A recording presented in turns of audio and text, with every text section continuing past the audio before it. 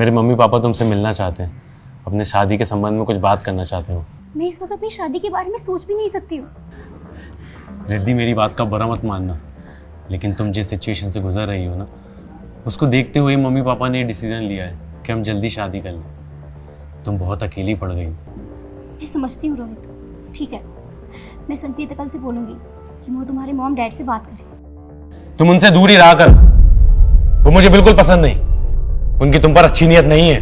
रोहित, तुम ये कैसी बातें कर रहे हो? तुम मेरे अंकल के बारे में ऐसे कैसे सोच सकते हो? तुम कैसे आदमी हो? उस दिन जब तुम उनको हक कर रही थी तो तुम्हें कितने गंदी तरीके से छू रहे थे। तुम गम में इतनी डूबी हुई थी कि तुम्हारा ध्यान नहीं गया होगा, पर हमारा ध्यान हर जगह रहता है।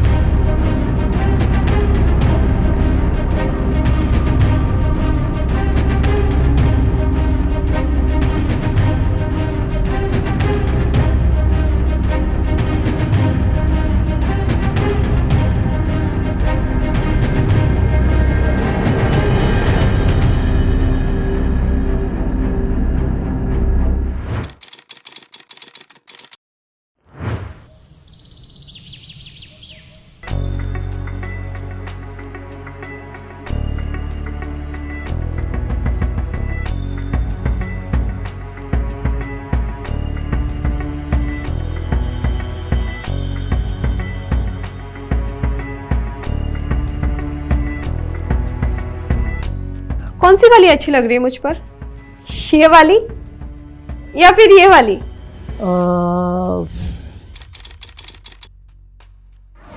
कोई सी नहीं। मतलब मैं खूबसूरत नहीं हूं? अरे मेरी जान, मेरे कहने का मतलब है तुम ना बहुत सीधी हो। कुछ बातों का मतलब वो नहीं होता जो कहा गया हो। ये घुमा फिरा के बातें मुझसे मत किया करो, और भी काम है मेरे पास। अब सब काम छोड़ो और सिर्फ मुझे याद रखो। क्या याद रखूं? आजकल उन माँ बेटी की सेवा में दिन रात लगे रहते, पता नहीं कौन सा जादू किया उन दोनों ने तुम पर। देखो रंभा, तुम मुझे गलत समझ रही हो। अभी मेरे दोस्त संजय कुमार की डेथ हुई है। उनकी बीवी इंदू जी बेचारी अकेली पड़ गई हैं और उनकी बेटी के सिर से बाप का साया उठ गया। मैं तो बस इस मुसीबत की घड़ी में उन्हें सहारा दे रहा हूँ और कुछ भी नहीं। क्या सहारा दे रहे हो? कहीं ये सारे का रास्ता बिस्तर पर जाके खत्म तो नहीं होता है ना, जैसे आज तक तुम मुझे सहारा देते आए हो? कब कर रहे हो मुझसे शादी? बहुत जल्द। और अगर आज के बाद उन माँ बेटी के पास गए ना तो मैं दोनों का खून कर दूंगी। अरे मेरी जंगली बिल्ली। नमस्कार, मैं हूं कंचन अवस्थी और आप सबका एक बार फिर से स्वागत करती हूं क्राइम चक्र के एक नए एपिसोड में, एक नई कहानी के साथ। नफरत धीरे धीरे पहले इंसान के मन की जमीन में बीज की तरह पनपती है, फिर एक दिन वो जुर्म के घने पेड़ का रूप ले लेती है, जिसकी शाखाएं एक उलझे हुए धागे की तरह होती हैं। न जाने कौन सी गांठ खोलने से किसकी जिंदगी का राज खुल जाए। रंभा संकेत से एक तरफा प्यार करती थी। संकेत रंभा को बस अपनी जिस्मानी भूख मिटाने के लिए इस्तेमाल कर रहा था। दूसरी तरफ संकेत के करीबी दोस्त संजय कुमार की डेथ हुई थी। संकेत का संजय की बीवी इंदु और उनकी बेटी रिद्धि की मदद करना और उनको समय देना रंभा को बिल्कुल अच्छा नहीं लगता था। रंभा को शक था कि कहीं संकेत इंदु या उसकी बीवी को भी अपने प्यार के जाल में फंसा के रंभा को धोखा तो नहीं देगा। इन सारे सवालों का जवाब पाना रंभा के लिए थोड़ा मुश्किल था, और तभी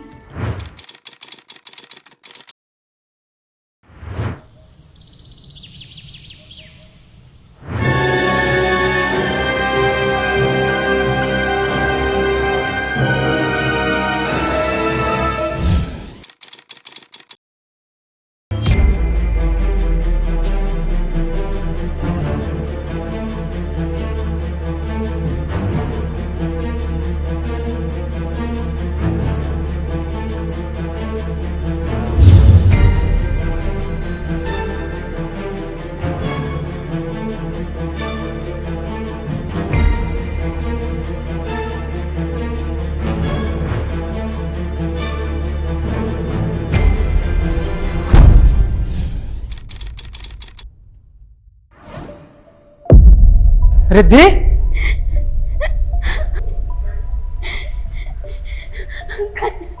रिद्धि क्या हुआ? रो क्यों रही है?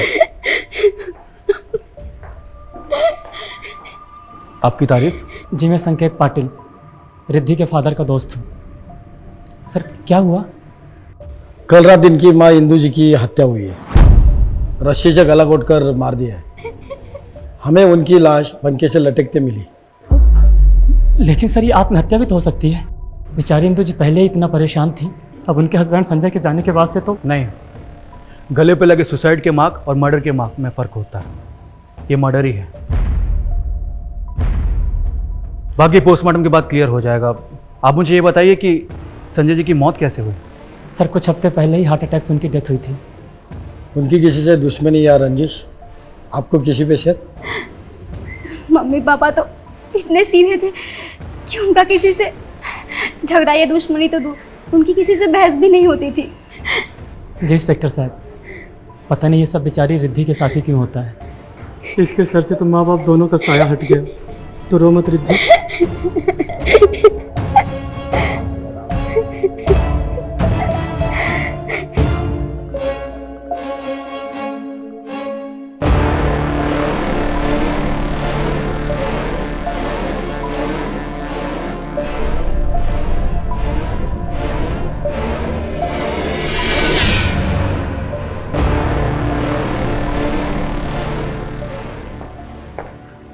मुझे ये आदमी सही नहीं लगता।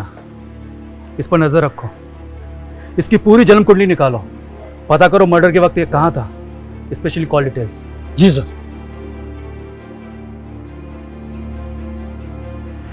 अभी कुछ दिनों पहले ही रिद्धि के पिता का देहांत हुआ था और अब उसकी मां इंदू देवी भी इस दुनिया में नहीं रही। पंखे से लटकी इंदू देवी की लाश आत्महत्या की तरफ इशारा कर रही थी, पर पुलिस का तजुर्बा और गले पे पड़े रस्सी के निशान को देख के ये लग रहा था कि ये हत्या का मामला है। पर आखिर इंदू की हत्या के पीछे किसका हाथ हो सकता है? क्या इंदू के पति संजय की मौत भी हत्या थी, जिसे एक नॉर्मल डेथ दिखा के प्रेजेंट किया गया हो? होने को कुछ भी हो सकता है। पुलिस को शक था कि संकेत का इस हत्या से कोई कनेक्शन तो नहीं, पर देखा जाए तो क्या रंभा इस हत्या को अंजाम दे सकती है? आइए आगे की कहानी पर नजर डालते हैं।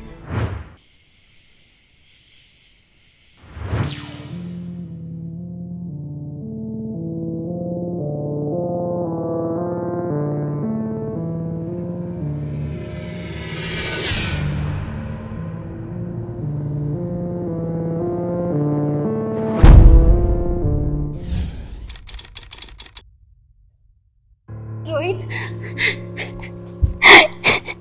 किसने मारा होगा मेरी मम्मी को? आखिर उन्होंने किसी का क्या बिगाड़ा था? बस अब रोना बंद करो, ऐसे रोती रहोगी तो तबीयत खराब हो जाएगी। अब जो चला गया वो तो वापस नहीं आ सकता ना। लेकिन तुम टेंशन मत लो, तुम्हारे माँ के कातिल को कड़ी से कड़ी सजा दिलाएंगे अपन। थोड़ा हिम्मत तो रखो।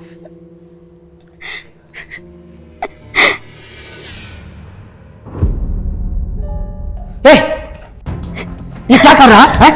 छोड़ रिद्धि को। अंकल अंकल रुकिए। अंकल, ये रोहित है, मेरा बॉयफ्रेंड, और हम एक दूसरे से बहुत प्यार करते हैं।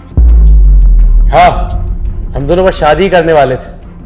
मैं इसकी मम्मी से बात ही करने वाला था कि ये सब हो गया। कोई बात नहीं, अगर संजय और इंदु नहीं हो तो क्या हुआ? मैं हूं तो मैं तुम दोनों की शादी करवाऊंगा। Thank you uncle. कोई बात नहीं बेटा, ये तो मेरा कर्तव्य है।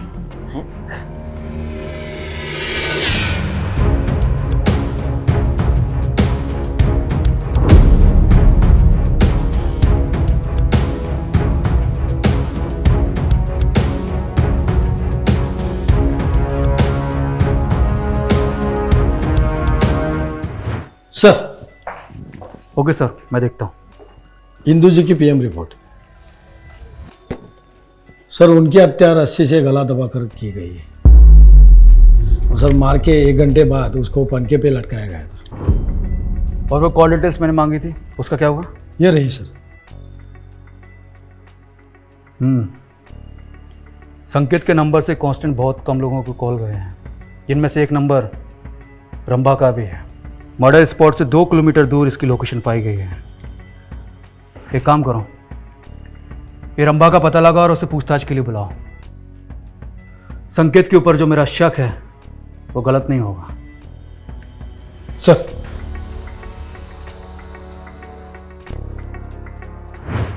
पुलिस ने संकेत के मोबाइल की कॉल डिटेल्स और लोकेशन डिटेल्स निकाली, जिससे ये पता चला कि संकेत हत्या की जगह के आसपास ही था और लास्ट कॉल उसको संकेत के नंबर से ही गया था। इस बात को लेकर संकेत के ऊपर जा रहा शक कुछ हद तक यकीन में बदल रहा था, पर कानून को किसी भी अपराधी पे कड़ी कार्रवाई करने के लिए चाहिए होते हैं ठोस सबूत, जो अभी तक पुलिस के हाथ नहीं आए थे। क्या रंभा से पूछताछ के बाद इस हत्या की गुत्थी सुलझेगी? क्या संकेत ही हत्यारा है? पर एक एंगल से सोचा जाए तो संकेत को इस हत्या से कुछ मिलने वाला नहीं था, पर रंभा के पास खून करने की वजह जरूर थी। क्या संकेत रंभा दोनों ही इस हत्या में शामिल हैं? रिद्धि, मेरे मम्मी पापा तुमसे मिलना चाहते हैं, अपने शादी के संबंध में कुछ बात करना चाहते हो। रोहित, क्या ये वक्त तुम्हें ठीक लग रहा है इन सब बातों के लिए? अभी मेरे मॉम डैड की डेथ हुई है, मैं इस वक्त अपनी शादी के बारे में सोच भी नहीं सकती हूँ। रिद्धि, मेरी बात का बुरा मत मानना, लेकिन तुम जिस सिचुएशन से गुजर रही हो ना, उसको देखते हुए मम्मी पापा ने डिसीजन लिया है कि हम जल्दी शादी कर लें। तुम बहुत अकेली पड़ गई, तुम्हें एक परिवार की ज़रूरत है और जल्दी से हमारे घर में तुम बहू बनकर आ जाओ, शायद कुछ हद तक तुम्हारा गम कम हो जाएगा। रिद्धि, जो चला गया वो तो वापस नहीं आ सकता ना। मैं समझती हूँ रोहित, ठीक है, मैं संकेत कल से बोलूँगी कि वो तुम्हारे मॉम डैड से बात करे। तुम उनसे दूर ही रहा कर, वो मुझे बिल्कुल पसंद नहीं, उनकी तुम पर अच्छी नीयत नहीं है। रोहित, तुम ये कैसी बातें कर रहे हो? तुम मेरे अंकल के बारे में ऐसे कैसे सोच सकते हो? तुम कैसे आदमी हो? मैंने कुछ देखा होगा, मैं इसलिए बोल रहा हूँ। अच्छा, ऐसा क्या देखा तुमने? उस दिन जब तुम उनको हक कर रही थी तो वो तुम्हें कितने गंदी तरीके से छू रहे थे। तुम गम में इतनी डूबी हुई थी कि तुम्हारा ध्यान नहीं गया होगा। पर हमारा ध्यान हर जगह रहता है। तुम्हारी मॉम की डेथ के केस में हमें संकेत पे ही डाउट है। हमें पक्का सबूत मिले तो हम उसे सलाखों के पीछे डाल सकते हैं। ये आप क्या बोल रहे हैं इंस्पेक्टर साहब? और आप लोग अचानक यहाँ? देखिए, हमें आपके घर की तलाशी लेनी है, स्पेशली आपके माँ के कमरे की। प्लीज़ कोऑपरेट कीजिए। जी सर। आपकी तारीफ? जी, ये मेरे होने वाले पति हैं। Can we proceed? Yes sir, we can.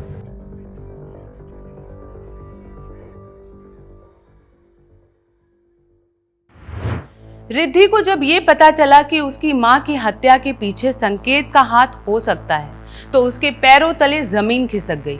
उसके पिताजी के इतने करीबी मित्र, जिन्हें वो अपने पिता के समान ही मानती थी, वो उसकी मां के हत्यारे हो सकते हैं। ये बात रिद्धि के लिए चौंका देने वाली थी, पर रिद्धि को भी इस कत्ल के पीछे कोई वजह नहीं मिल रही थी।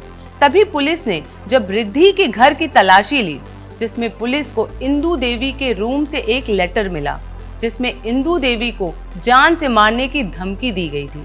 आखिर ये लेटर किसने लिखा होगा? क्या इंदु देवी को मारने की साजिश पहले से की गई थी? और ऐसा था तो इंदु देवी ने रिद्धि को कुछ बताया क्यों नहीं? मैंने तुमसे कहा था ना कि पागलपन मत करना, लेकिन तुम नहीं मानी। मैंने भी तुमसे कहा था ना कि उन माँ बेटी से दूर रहना, लेकिन तुम भी कहाँ माने। आखिर तुमने सब क्यों किया? तुम्हें पता कितना बवाल हो गया है? पुलिस हमारे पीछे पड़ जाएगी। एक काम करते हैं, हम लोग कहीं छुप जाते हैं। डरपोक हो तुम, कहीं नहीं जा रहे हम, कुछ नहीं होगा। तुम औरतों को कैसे समझाया जा? बस अपने मन की करनी और कुछ भी नहीं। ते मन की करने में जो मजा है वो किसी और चीज में का है। बस तुम्हारी इसी बात का तो दीवाना हूं।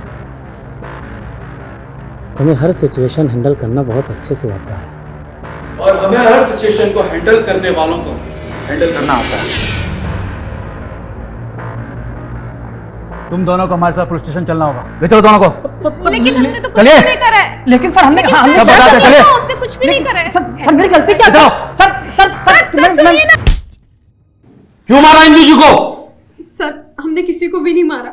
हर खून ही खून करने के बाद यही कहता है। हमें तुम्हारा नंबर संकेत की कॉल लिस्ट में मिला, और जब हमने तुम्हारी कॉल डिटेल्स चेक की तो पता चला कि मर्डर स्पॉट से सबसे करीब लोकेशन तुम्हारी थी। तुमने इंदु जी को बार बार कॉल किया था। और संकेत जी, आपके नंबर से इंदु जी को आखिरी कॉल गया था। सर वो तेरे लिए अच्छा होगा कि अब तू सच सच बता दे। बताती हूँ सर। उस दिन मैं बहुत गुस्से में थी। मैं उन माँ बेटी को जान से मारना चाहती थी, इसलिए मैं इंदु को बार बार कॉल कर रही थी, क्योंकि उन माँ बेटी ने मिलकर संकेत को अपने जाल में फंसा लिया था। ये मुझसे दूर और उनके करीब होता जा रहा था। तो इसलिए तुमने उनकी हत्या कर दी?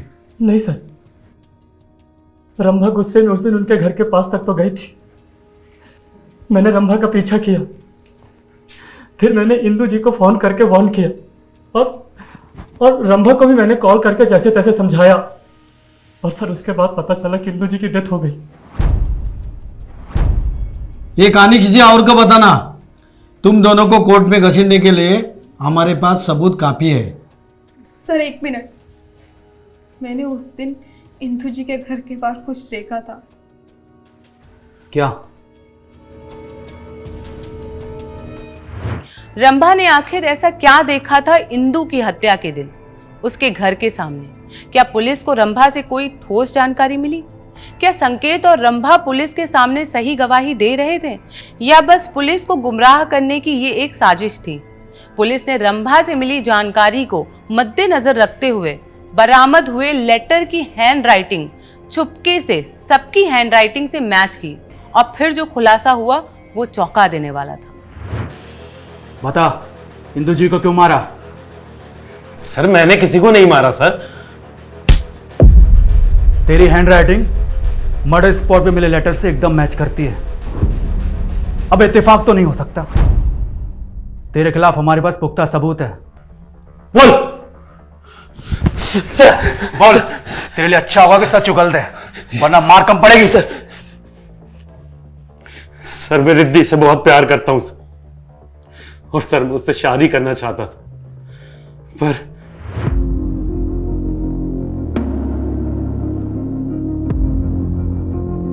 रोहित, मैं तुम्हें कुछ बताना चाहती हूँ। बताओ। मेरी मॉम हमारे इस रिश्ते के खिलाफ है। उनको पता चला कि तुम छोटी जगह पे जॉब करते हो। तुम मेरा ख्याल जिंदगी भर नहीं रख पाओगे। रिद्धि, मैंने तुमसे पहले भी बोला है ना, मैं धीरे धीरे और कमाने लगूंगा। मैं जानती हूँ, पर मम्मी ने मेरा रिश्ता पहले से ही कहीं और तय कर दिया है, और शायद कुछ दिनों में मेरी सगाई भी हो जाए। तुम टेंशन मत लो, मैं तुम्हारी मम्मा से बात करूंगा।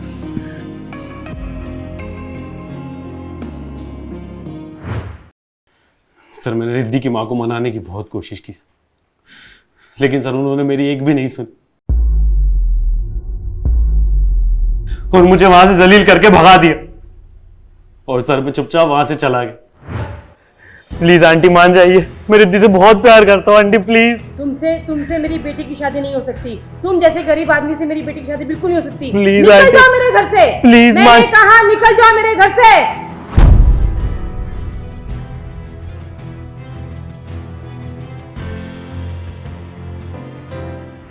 रिद्धि के बिना जीना, और वो इंसल्ट मेरे दिमाग में सर घूमती रही, बार बार घूमती रही सर।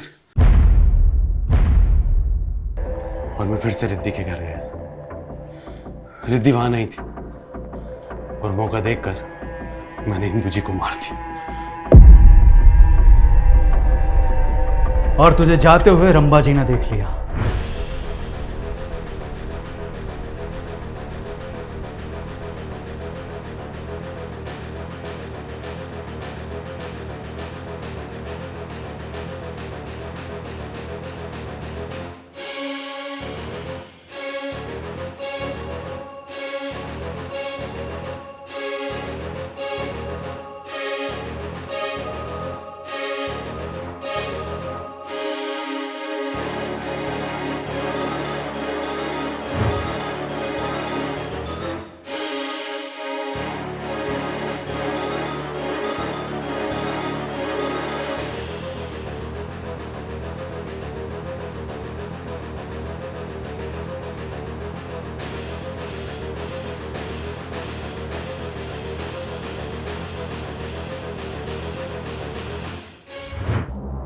सर अगर मैं उन्हें नहीं मानता तो मेरी और रिद्धि की शादी कभी नहीं हो पाती।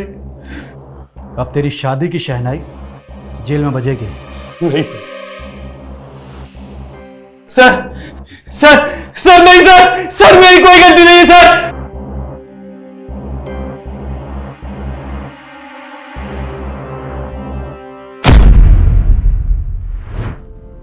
रंभा से मिली जानकारी से पुलिस ने जब रोहित की हैंडराइटिंग बिना रोहित की जानकारी के उस लेटर से मैच करवाई तो वो मैच हो गई और रोहित की मोबाइल की लोकेशन भी मर्डर स्पॉट की थी।